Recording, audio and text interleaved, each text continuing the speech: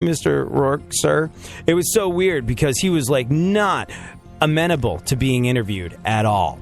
He was not amenable to being interviewed at all. And, like, I wasn't really stoked to interview him either. It's kind of interesting, I suppose. But, a little bit of a tool bag, famous for not being easy to work with. And he was also, as I was going into the hotel room to interview him, he was like, no more. And they were like, one more, Mickey. He was like, oh, fine, but this is the last one. I was like, oh, good. So I'm getting him when he's in a good mood. He's like, I got to go to the can first. And he goes to the bathroom. Mickey Rourke goes into the bathroom and looks after his Mickey Rourke business. I hear a flush, and then he just walks out. And I look at the PR person and go, I didn't hear him wash his hands. And they were like, what the hell do you want me to do about it? I'm like, just didn't hear him wash his hands. It's going to be a little uncomfortable. Is he a handshaker? I hope he's not a handshaker. Mickey Rourke, I guess, having been over the interviewing process and wanting to get out of there, had a bit of a readjustment when he was meeting his Mickey Rourke duties in the bathroom. And I think he was summoning up his last bit of chutzpah to do an interview. And so after he did what he did in the bathroom and surreptitious and noticeably failed to wash his hands, and I'm hoping, oh God, I hope he just waves and I hope he's standoffish. Nope. Grasps my hand firmly, shakes it, and then gives me a big bear hug, and then proceeded to run his unwashed fingers through my hair through the majority of the interview, saying he wished he had my hair. It was uncomfortable. I'll post a picture of it on Twitter, but yeah, chalk that up to... that was one of the more surreal events of my life. A little later on, I was in the hotel room in my shower, just being like, unclean, wash it again.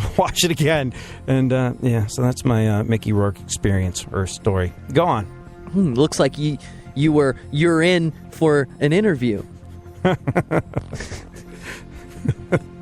That was a long story. You had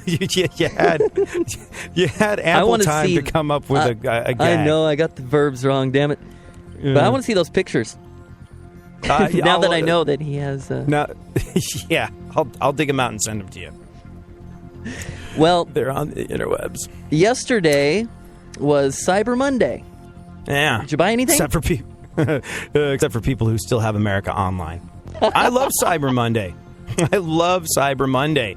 I think it's the greatest thing in the world. I refuse to take part in that whole Friday shopping thing. The shopping extravaganza that goes down on the Friday. That would be the only Friday that a Kardashian sister would have sex with. Yeah, I don't do that. See what I did there? Black Friday. I like Cyber Monday because when you do Cyber Monday, you can do it from the comfort of your own home. You can do it in your underwear. You can have everything delivered directly to your house without ever really doing more than lifting a finger. And you can also get all your holiday shopping done whilst at the same time you are surfing pornography.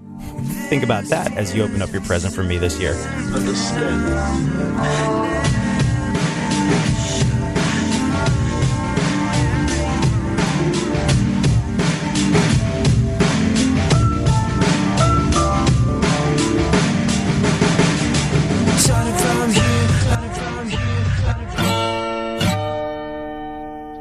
iHeartRadio goes one-on-one with Jimmy Page to talk about the beginning of he and Robert Plant's musical partnership. I had material like Dazed and Confused. I had the whole arrangement together of Babe, I'm Gonna Leave You and the source of the verse. And I heard it on a Joan Baez in concert record. It's nothing like our version. But I did play him that original one. At the time, I thought it was a traditional song. I didn't know. Because I know that at the time those folk artists were doing lots of traditional songs. And plus she did like 3 in-concert albums. This is one of them, and I heard this track, and I thought that's really haunting. And along the way, it was in the days of the Yardbirds, I'd come up with this, right on the tail end, I'd come up with this whole interpretation of how it could be done. So I got into my house and I was sort of presenting him these sort of things, these ideas, and we had a real good connection because he was, to be fair, even though he said he liked West Coast music or whatever, this clearly wasn't ever going to be anything like that, but he was up and open for the sort of things that I was sort of showing him, if you like. I was opening up for him. So that was useful because, to be honest, if he hadn't sort of locked into it, then I'd have been looking for somebody else who was. Keep listening to iHeartRadio for more Jimmy Page and all your favorite artists. iHeartRadio goes one-on-one with the Imagine Dragons on the crossover appeal of their music. We never created music trying to cater to like a niche. You know, we always created music that just we loved, that we embraced, and that meant something to us. And to see that it's appealed to a lot of different people, I think that's very cool. Keep listening to iHeartRadio for more Imagine Dragons and all of your favorite artists. Delivering fascinating subjects, interesting talk, and boobs and fart jokes. AD on iHeartRadio.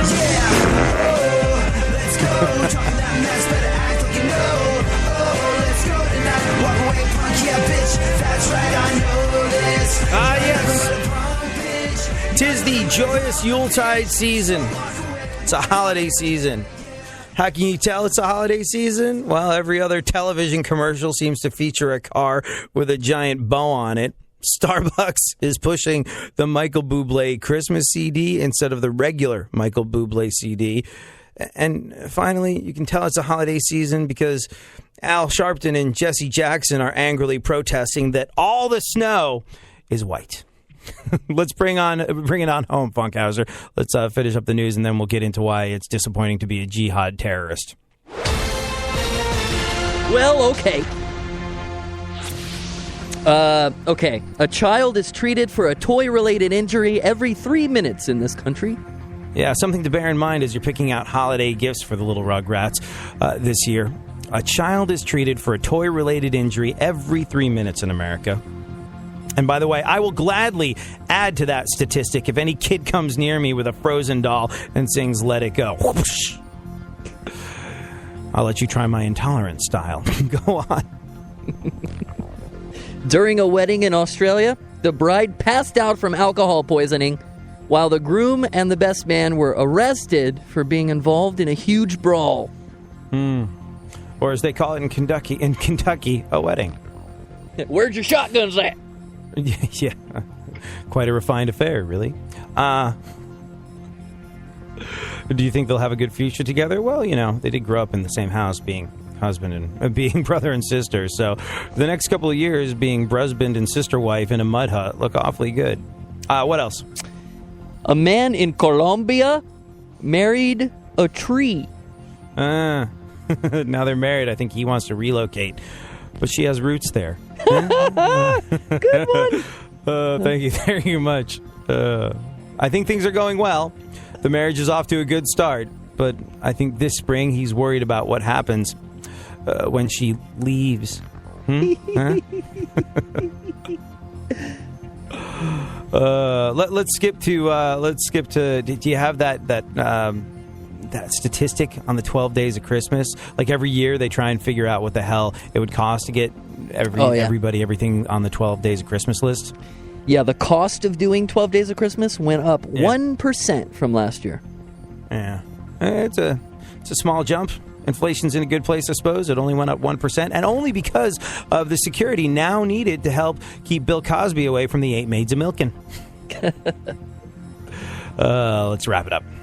A survey named Detroit as the city with the least attractive people. In their defense, nobody looks good with a gunshot wound to the head. And you got to bear in mind, it's Detroit, so the only pictures available of residents, most likely mugshots. Hey, while we're talking about crime and mugshots and things of that nature, let's take a look at some fun facts about crime in America. In 2013, 5,375 murders were committed by black people. That's in 2013. In 2013, white people committed 4,396 murders. So, the two races are murderous. Those numbers look similar until you uncover the fact that, well, white people make up 63% of the U.S. population, whereas black people make up 13% of the U.S. population. So I'll let you do the math and draw your own conclusions about who's more murderous in America, just statistically speaking. And that's neither here nor there. I'm not attributing that to a color of skin. I think a good part of that is situational. But what's interesting about that is that if you look at the statistics about who is more likely to be a murderer, bear in mind that in 2012, 123 black people were killed by cops. 123 black people killed by cops in 2012. We're just kind of sort of dealing with the taking of life in this particular situation. Let's look at how many white people were killed by cops in 2012. It was 123 black people killed by cops in 2012. Oh, but in 2012, 326 white people were killed by cops. And by the way, being killed by cops does not mean the shooting victim was innocent. Many of them died while exchanging gunfire. And police killings of black people down 70% in the last 50 years. But, you know, cops are killing more white people than they are black people. So those are some statistics to chew on. And I am certainly not making a case for denying that there is racial profiling among the police. I'm certainly not making a case for saying that the black community doesn't have a right to be outraged. As far as what happened in Ferguson, look, if we're looking at the eyewitness accounts and the evidence that exonerated Darren Wilson, well, then it's sort of over and done with. Now, there's lots of people who feel as though that was a tremendous miscarriage of justice. That is possible. It's also possible that it was absolutely 100% justice being served. But you know what? You don't know. I don't know. Why? We weren't there.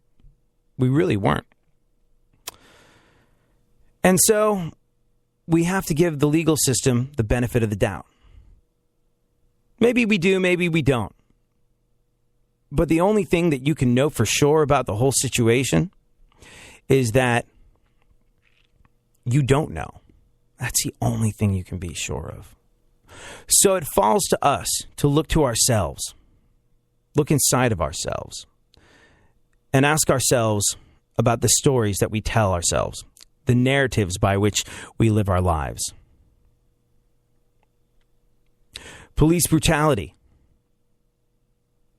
Police randomly killing people that aren't white. That's the narrative. That's what's being trotted out at the moment.